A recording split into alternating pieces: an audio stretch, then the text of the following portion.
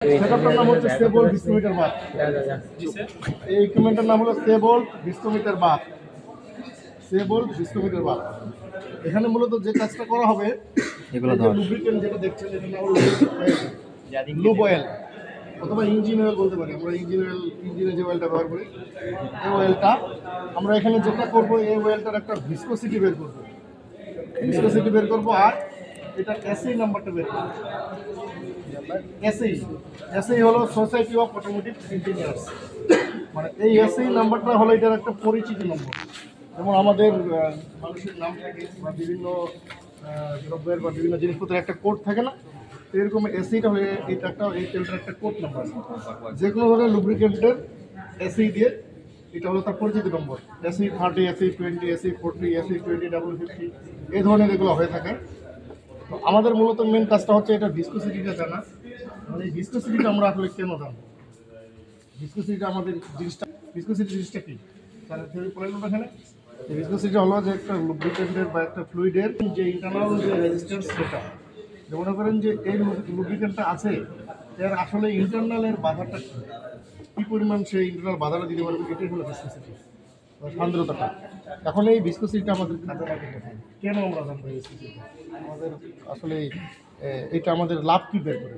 এটা লাভ হচ্ছে এই, আমরা সবাই জানি যে এই তেলটা কোথায় ইউজ হয়, যে কোনো ধরনের মেকানিজমে, শুধু মেশিন বললে হবে না, যে কোনো ধরনের মেকানিজমে। যে জায়গাটাতে মোবাইল পার্টস আছে, যে জায়গাটাতে পিছিয়ে কারক করার প্রয়োজন আছে, যে জায়গাটাতে ক্ষয়প্রাপ্ত হবে, যে জায়গাটাতে হিট প্রডিউস হবে, সেই সমস্ত জায়গাগুলোতে আমাদের এই লুব্রিক্যান্টগুলো ইউজ হয়। কেন ইউজ হয়? কারণ যদি ওখানে এমন একটা জায়গা যেখানে বল বেয়ারিং আছে, সেখানে ঘর্ষণ হবে, ঘুরবে, ফ্রিকশন হবে, যদি আমি পিচ্ছিল কারক কোনো এই ধরনের লুব্রিক্যান্ট না দিই, তাহলে এটা দ্রুত নষ্ট হয়ে যাবে। তাহলে কী করে ওই জায়গাটাতে পিচ্ছিল করে, ওই জায়গাটাতে হিটটা কমায়, ওই জায়গাটাতে যে একটা বিভিন্ন ধরনের বিকট নয়েজ থাকে, সেই নয়েজটাকে কমায়, আর সেই জায়গাটাকে, সেই বস্তুটাকে ক্ষয়প্রাপ্ত থেকে রক্ষা করে। এই জন্যই আমাদের ভিসকোসিটির দরকার। এখন বুঝতে হবে যে আমি ভিসকোসিটি আসলে কীভাবে জানবো যে কোন জায়গায় কী ভিসকোসিটি দেবে। সাপোজ ধরেন আমি একটা মোটরসাইকেল কিনলাম, ওই মোটরসাইকেলের ইঞ্জিনটাতে আমাদের কী ধরনের ভিসকোসিটি পড়বে, কী ধরনের ভিসকোসিটি অয়েল লাগবে, এটা আমি জানবো। এটা জানার জন্য আমার বাইকটা কেনার সময় দেখা যায় ওরা একটা আমাদের ইউজার ম্যানুয়াল, এই ইউজার ম্যানুয়াল যেখানে প্রয়োজন হয়ে যদি এসআই 30 দিয়ে হবে, এসআই 40 দিলে হবে। এখন অনেকে প্রশ্ন করে যে এসআই বেশি হলে ভালো না কম হলে ভালো, এসআই 40 ভালো না 30 ভালো না 10 ভালো, কোনটা ভালো? ইউসেজের উপর ডিপেন্ড করে। এটা ইউজারের উপর ডিপেন্ড করে, আমি কোন জায়গাটা ব্যবহার করবো, কোন যন্ত্রাংশে কোন মেকানিজমে ব্যবহার করবো সেটার উপর নির্ভর করে। কিন্তু সবটাই ভালো, এসআই 10 এর কাজটা এসআই 10 করবে, এসআই 40টা এসআই 40 করবে। জিনিসটা বোঝা যায়? তাহলে এখন আমরা এই মেশিনের সাহায্যে কীভাবে এসআইটা বের করবো আর হলো ভিসকোসিটিটা বের করবো, দেখেন এটাতে আমাদের তেলটা দেওয়া আছে। যেহেতু এটা একটা মানে গরম হতে সময় লাগে, এই জন্য আপনাদের থিওরি পড়ানোর শুরু থেকে আমি এটা এখানে দিয়ে রাখছি। আমি এই খালি কাপটা দিয়ে বোঝাচ্ছি। এটা দেখেন, এই বক্স আকৃতির যে আমরা জায়গাটা দেখছি, এই জায়গাটাতে আমাদের সিলিকন অয়েল দিয়ে ভরা আছে।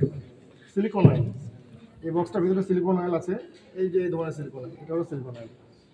আচ্ছা, এই সিলিকন অয়েলটাকে আমরা একটা ইলেকট্রিক হিটার দিয়ে হিট করছি। এখানে এই বরাবর ইলেকট্রিক হিটারটা, এখানে একটা মোটর আছে। এই হিটারটা আসলে ঘুরে কীভাবে, সার্কুলারভাবে ঘুরে, রোটারি টাইপ। আমরা বাসা বাড়িতে ডাল রান্না করলে যে ডাল ফুটিকে ঠিক সেরকম হিটারটা সেভাবে ঘুরে ঘুরে হিটটা করে। এখন কেন সার্কুলারভাবে ঘুরে ঘুরে হিটটা করে? যেন এর ভিতরে যে তেলটা আছে পুরা তেলটাতে হিটটা সরে যায়।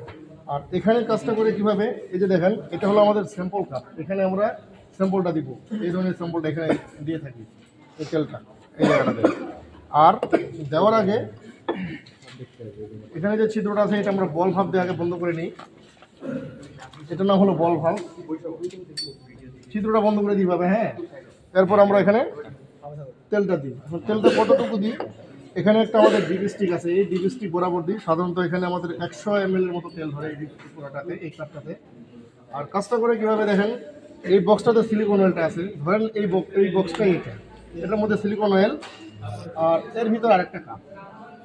তার মানে কি, সিলিকন অয়েলটা যদি হিট হয় আমার এই কাপটা হিট হবে না, আর এই কাপটার ভিতরে আমি দেবো আমার স্যাম্পলটা, তাহলে কি স্যাম্পলটা হিট হবে।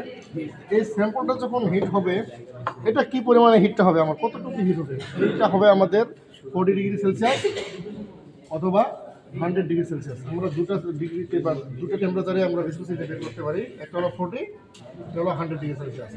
এখানে আমরা যেটা করবো 40 দিয়ে করবো, 100 দিয়ে আমরা এখানে করবো না। কেন 100 দিয়ে করবো না? কারণ 100 দিয়ে করতে গেলে আপনাদের যে ক্লাস টাইম, সেই ক্লাস টাইম আমরা 100 দিয়ে কভার করতে পারবো না। এই জন্য আমরা এখানে 40 দিয়ে করবো। কিন্তু এই দুটো টেম্পারেচার হলো আমাদের স্ট্যান্ডার্ড, 40 এবং 100 ডিগ্রি সেলসিয়াস। তো এখানে আমরা টেম্পারেচারটা কীভাবে সেট করবো দেখেন। এই পাশে আমাদের একটা টেম্পারেচার কন্ট্রোলার আছে, সেটা টেম্পারেচার কন্ট্রোলার।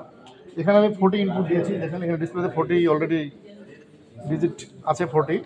এখানে আমি যখন 40 দিব তখন এখানে আমাদের অটোমেটিক্যালি 40 এখানে হবে, সাথে সাথে হবে না, একটু সময় নেবে, কোন 20 মিনিট 25 মিনিট বা 30 মিনিট সময় নেবে। এখন এখানে আমি 40টা কীভাবে বুঝবো? এখানে আমাদের একটা থার্মোমিটার দেওয়া আছে, দেখেন অলরেডি থার্মোমিটার আমাদের 40 দেখাচ্ছে টেম্পারেচার। এখানে 40 হয়ে গেছে অলরেডি। হ্যাঁ 40 ডিগ্রি সেলসিয়াস। এখানে আমরা তেলটাকে গরম করছি। এখন গরম করার পরে যখন 40 হয়ে যাবে তখন আমি কী করবো? এই বল ভাবটা খুলে দেবো। এই বল ভাবটা যখন খুলে দিব, এটার ভিতরে যে ছিদ্রটা আছে, এই ছিদ্র যে ফোটা ফোটা তেলটা পড়বে কি না? এখন এই ফোটা ফোটা তেলটা আমরা সংগ্রহ করবো এই ধরনের একটা বিকারে। এই বিকারটাতে আমরা 60 ml তেল সংগ্রহ করবো। এই 60 ml তেল সংগ্রহ করতে কতটুকু সময় লাগছে, এই সময়টা আমরা কাউন্ট করবো মোবাইলে স্টপওয়াচ দিয়ে। এই সময়টা আমাদের লাগবে, টিয়ার মানটা আপনাদের একটা কাইনেমেটিক ভিসকোসিটির একটা ইকুয়েশন দেওয়া আছে লেফট শিটে, এই কাইনেমেটিক ভিসকোসিটি রেজাল্টটা বার করার জন্য। আর এই টেম্পারেচার ভার্সেস সময়, এটা দিয়ে আমাদের লেফট শিটে একটা গ্রাফ দেওয়া আছে, ওখান থেকে আমরা বার করবো এসআই নাম্বার, যে এই তেলটা গ্রেডটা কত, এসআই 30 নাকি 40 না 50 আমরা এখন জানি না, আমরা এটা বের করবো। তাহলে আমাদের 40 যেহেতু হয়ে গেছে, 40 হয়ে গেছে না, তাহলে আমরা থার্মোমিটারটা সরাই নিলাম।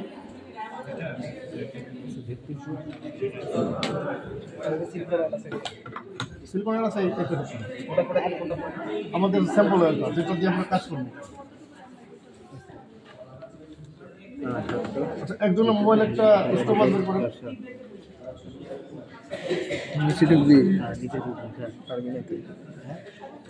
টাকা দিস না আমার।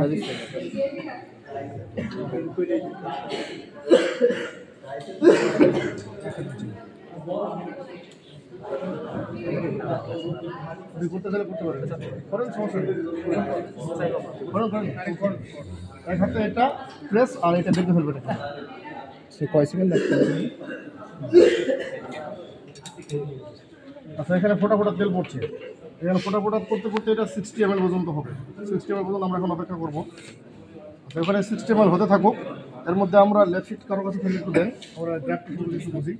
ওই যে বিকারটা রাখছে ওটার মধ্যে নিচে। এই পাশে আমরা 60 ml পর্যন্ত আমরা এখানে একটু দেখে নিই। সাপোজ ধরেন আমাদের 60 ml তেল ড্রপিং হতে সময় লেগেছে 500 সেকেন্ড বা 600 সেকেন্ড বা 1000 সেকেন্ড। এটা হলো সেকেন্ড। এই তেল ড্রপিং হতে যে সময়টা লাগবে এই স্টপওয়াচে, এটা আমরা এভাবে কাউন্ট করবো। তাহলে যদি 1000 সেকেন্ড সময় লেগেছে, এই বরাবর একটা রেখা। আচ্ছা, আমরা এখানে 40 ডিগ্রি সেলসিয়াসে ইনপুট দিয়েছি টেম্পারেচার, আমরা ফাইনাইটে কনভার্ট করে নেবো। 40কে ফাইনাইটে কনভার্ট করলে আমরা 104 ডিগ্রি ফাইনাইট, 104 বরাবর একটা রেখা টানবো। তাহলে দুটা রেখার যে একটা আমরা ক্রস পয়েন্ট পাবো, সেই ক্রস পয়েন্টটা দেখবো আমাদের যে ইনক্লাইন্ড লাইনগুলো আছে, দেখেন এই ইনক্লাইন্ড লাইনগুলোর সাথে কোনটার সাথে মিলে। যদি দেখা যায় যে 30-এর সাথে মিলে তাহলে এসে 30, 40-এর সাথে মিলে 40, 50-এর সাথে মিললে 50, 60-এর সাথে মিললে 60। এখন কোনো এক সময় দেখা যাচ্ছে যে কোনোটার সাথে